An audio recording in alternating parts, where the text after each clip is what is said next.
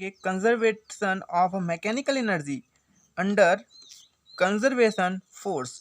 मतलब कंजर्वेटिव जो फोर्स लगेगी उसके अंतर्गत जो है यांत्रिक ऊर्जा का जो संरक्षण होता है, यांत्रिक ऊर्जा यानी कि काइनेटिक एनर्जी और पोटेंशियल एनर्जी, तो हम उस चीज़ को हम इसमें देखेंगे। तो मान लीजिए किसी कण को ए से बी तक ले जाने में हमको डब्लू कार्य करना पड़ता है, तो हम उसको लिख सकते हैं A to B F into D R, जो बेसिकली हम लिखते हैं। तो स्पेसिफिक हम उसमें डायरेक्शन को शो कर रहे हैं, तो वेक्टर एफ और डॉट वेक्टर डी आर हो जाएगी। बट हम न्यूटन्स के जो सेकेंड लॉ, जिसको हम गति विषयक नियम के नाम से जानते हैं, वो कहती है कि जो फोर्स की जो वैल्यू होती है वो मास और एक्सेलरेशन के मल्टीप्लिकेशन की इक्वल होती है। सो हम उस चीज़ का यूज़ करें तो दोनों में एक ना कुछ रिलेशन बैठेगी।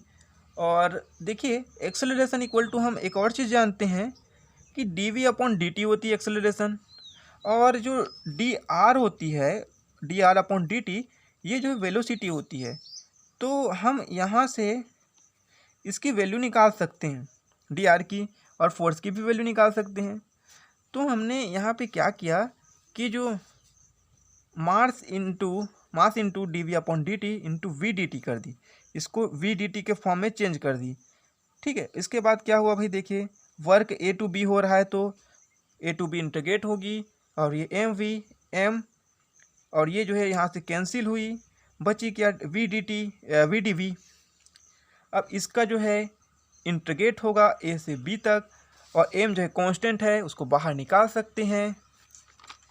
सो आगे देखिए हमने क्या किया, मास को बाहर निकाल दी, तो जब इसको इंटीग्रेट की ए टू बी, सो हमको ये मिलेगी v square by two. A to b के लिमिट्स हैं, ए उसकी लोअर लिमिट, बी उसकी अपर लिमिट्स। सो देखिए हमने लिमिट्स को पुट कर दी। लिमिट पुट करने का सीधा सा रूल है, जो अपर लिमिट होती है बड़ी राशि बड़ी क्वांटिटी उसको पहले लिखे हैं, फिर जो सेकंड जो लो क्वांटिटी है लोअर लिमिट उसको हमने फिर लगा दी है। उसके बाद हमने इसको कुछ इस प्रकार से लिखी है, देखिए 1/2 m v square is equal to kinetic energy हम जानते हैं, तो हमने इसी चीज़ का यूज़ किया है यहाँ पे। और इन दोनों में देखिए ये वी बी के लिए है और ये वी ए के लिए है, मतलब वेलोसिटी अलग अलग पॉइंट के लिए अलग अलग है, तो हमने इनको मतलब लिखे हैं कैनेटिक एनर्जी के फॉर्म में। तो इस प्रकार से ये मिलेगी डब्ल्यू a to b equal to k b minus k a. इसको एक इक्वेशन मानिए, मान लीजिए मैं इसको इक्वेशन 1 मानता हूँ। और हम एक और चीज़ जानते हैं पोटेंशियल एनर्जी से। पोटेंशियल एनर्जी डब्ल्यू ए टू बी जब वर्क करती है उसमें जो अंतर होता है वो कुछ इस प्रकार से मिलता है कि u a minus u b. Basically हम यही अभी तक जानते आ रहे हैं पोटेंशियल एनर्जी के इक्वेशंस से। सो हम उसी चीज़ का जो है यूज़ करेंगे और देखेंगे कि जो कण की जो स्थितिज ऊर्जा में जो कमी होती है वो कण को ए से बी तक ले जाने में किए गए कार्य के बराबर है यहाँ पे। अब यहाँ देखिए डब्ल्यू ए टू बी वर्क हो रही है, यहाँ डब्ल्यू ए टू बी वर्क हो रही है, तो दोनों में जब वर्क एक ही चीज़ की हो रही है तो दोनों एनर्जी इक्वल होनी चाहिए। तो हमने ये वाली और ये वाली इक्वेशन 1 और इक्वेशन 2 को इक्वल करी।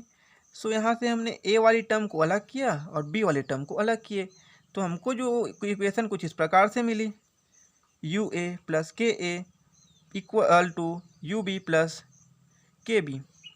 अब हम इसको लिख सकते हैं टोटली, ये है अपना एनर्जी ए के लिए, ये है अपना एनर्जी बी के लिए, मतलब नेट एनर्जी अपने को ई ए और ई बी मिलेगी। तो संरक्षी बल में जो क्षेत्र में जो है गतिमान कण की जो स्थितिज ऊर्जा और गतिज ऊर्जा का जो योग है वो प्रत्येक बिंदु पर जो है कांस्टेंट रहेगी, यानी कि E A is equal to E B जब निकल चुकी है तो हम इजीली कह सकते हैं कि कांस्टेंट रहेगी। कोई भी पॉइंट के लिए हम उसके लिए निकाल लें, हमको जो है कैनेटिक एनर्जी और स्थितिज पोटेंशियल एनर्जी का जो नेट वैल्यू होगी वो हमको ज़ीरो ही मिलेगी। जैसे कि हमने देखा है कि ए से बी तक ले जाने में गतिज ऊर्जा में जितनी वृद्धि हुई उतनी ही ये जो है स्थितिज ऊर्जा में हमको कमी मिली है। सो इस प्रकार से हम कह सकते हैं कि संरक्षी बल के अंतर्गत यांत्रिक ऊर्जा का संरक्षण होता है। सो ये हो गया अपनी जो थ्योरम है वो प्रूफ। सो आज हम बात करने वाले हैं motion under a central force के बारे में, यानी कि केंद्रीय बल के अंतर्गत गति के बारे में बात करने वाले हैं। तो आपको हम एग्जाम्पल के थ्रू पहले बताना चाहें कि कोई धनावेश लेते हैं हम, और उस धनावेश का दूसरे धनावेश के सापेक्ष जो बल लगता है उसी को हम जो है बेसिकली हम सेंट्रल फोर्स के नाम से जानते हैं। ये जो आवेश के अलावा बहुत सारी चीज़ें इसमें यूज़ हो सकती हैं, जैसे कोई पार्टिकल्स के लिए भी हम इस चीज़ को अप्लाई कर सकते हैं। तो बेसिकली हमको जो है सेंट्रल फोर्स की जो डेफिनेशन कुछ इस प्रकार से मिलती है कि किसी कण पे जो लगने वाला बल जिसकी क्रिया रेखा सदैव एक स्थिर बिंदु रहे, एक स्थिर बिंदु की ओर वो क्रियाशील रहेगा। ठीक है, पहली पॉइंट इसने ये बोला। और इसका जो परिमाण है केवल उस बिंदु से कण की दूरी पे डिपेंड करता है, और कण की दूरी ये r, इस कण O है, ओरिजिन से इसकी दूरी पे डिपेंड करेगा। तो इसी को हम कहेंगे सेंट्रल फोर्स है।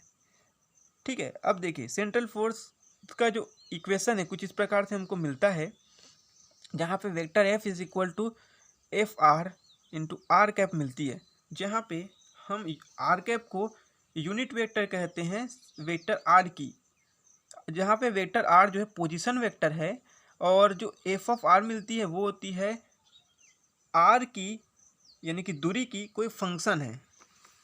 तो कुछ स्पेशल केसेस हम इसमें दो है देखते हैं, दो स्पेशल केसेस आती हैं जब अट्रैक्शन लोगे, और दूसरा जो है अट्रैक्शन के विपरीत जो बल लगती है प्रतिकर्षण, उसके बारे में हम देख सकते हैं। तो सबसे पहले देखें प्रतिकर्षण केंद्रीय बल। प्रतिकर्षण केंद्रीय बल का जो इक्वेशन होती है कुछ इस प्रकार से मिलती है, vector f is equal to के बाई आर की power n into r cap, जहाँ पे आर उसकी डिस्टेंस है, के कांस्टेंट है, और आर कैप जो है स्पेसिफिकली हम कहें तो स्थिति सदिश की जो है यूनिट वेक्टर्स हैं। ठीक है, सो यदि यहाँ पे n इज इक्वल टू 2 हो जाए तो vector f is equal to के by are square are cap मिलेगी, जिसको हम व्युत्क्रम वर्ग का नियम कहते हैं। और ये व्युत्क्रम वर्ग का नियम भाई देखिए यहाँ पे पॉजिटिव साइन है, तो इसको हम कहेंगे प्रतिकर्षण कूलाम का जो बल, विद्युत प्रतिकर्षण संबंधी कूलाम का बल है ये। अब बेसिकली अब बात करें इसकी जस्ट अपोजिट कंडीशन की, यानी कि जब अट्रैक्शन हो तो क्या होगा, अट्रैक्शन होती है तो ये मिलती है vector f is equal to, जब अट्रैक्शन होती है तो हमको मिलती है माइनस के बाई आर की power n into r cap. ठीक, साथ ही हम एक और चीज़ जानते हैं यहाँ से कि पोजीशन वेक्टर की अवधारणा देखें। केंद्रीय बल के अंतर्गत कण की जो पोजीशन वेक्टर होती है, जिसको हम विभव ऊर्जा भी कह सकते हैं, वो minus infinite to r f into D r minus के फॉर्म में होती है, यानी कि अनंत से किसी बिंदु तक लाने में किए गए कार्य के बराबर होती है। किया गया कार्य लाने में किया गया कार्य माइनस होती है, तो इस वजह से माइनस सिंबल। अब क्या किए भाई, फोर्स की वैल्यू हम जो पिछली जो इक्वेशन थी अभी जो निकाले थे वहीं से रख दिए हैं, माइनस के बाई आर की पावर एन। अब इसको अगर हम सॉल्व करें तो कुछ इस प्रकार से मिलती है, और ये हो जाएगी u equal to k into r की power minus n plus one divide by minus n plus one, infinite to r integrate हुआ है। ठीक है, जिसको और सरल करने पर हमको ये इक्वेशन मिलती है, u is equal to minus के by N minus one into one by are की power N minus one into infinite to R. अब देखिए यदि यहाँ पे n की वैल्यू अपने को 2 मिल जाए, मतलब हम n इक्वल टू 2 रखते हैं तो क्या होगा, n इज इक्वल टू 0 रखने पे तो ये कंडीशन 0 हो जाएगी। अब n इज इक्वल टू मैं 1 रखता हूँ तो भाई देखिए यहाँ पे n है तो ये टर्म तो इक्वल 0 हो जाएगी। दो चीज़ें यहाँ पे हैं, एक है सेंट्रल फोर्स और एक है स्थितिज ऊर्जा। तो यदि हम सेंट्रल फोर्स के लिए निकालें माइनस के by are square are cap के लिए, तो आर जब हम यहाँ पे रखेंगे n इज इक्वल टू 2 तो अपने को मिलेगी आर की पावर 2 इक्वल टू, इसको हम कह सकते हैं वेक्टर एफ, जो कि यहाँ पे भाई माइनस में आया है, मतलब इसको कहेंगे हम अट्रैक्टिव आकर्षण संबंधी केंद्रीय बल। परंतु यहाँ पे पावर में 2 है तो ये जो है इजीली हम ग्रेविटेशनल फोर्स भी एप्लीकेबल है इसमें हो सकती है, ये आकर्षण बल जो है विद्युत संबंधी कूलाम का आकर्षण बल भी हो सकती है। इस प्रकार से हम कई जगह इसको लागू कर सकते हैं, जो बेसिकली हम 9th 10th 12th में पढ़ते आए हैं, बस वही चीज़ है यहाँ पे। हम बात करें इसके लिए पोटेंशियल एनर्जी की, potential energy u is equal to minus के बाई 2 - 1, ये 2 - 1, अब इसको सॉल्व करेंगे तो ये आएगा 1/r। अब इसको लिख सकते हैं u is equal to -k/r। इस प्रकार से ये इक्वेशन जो है हमको सामने आती है निकल के, जो कि पोटेंशियल एनर्जी की इक्वेशन होती है। किसके लिए? आकर्षण केंद्रीय बल जो कि nवीं घात की दूरी पे है, उसके लिए ये जो हमको इक्वेशन निकल के आती है।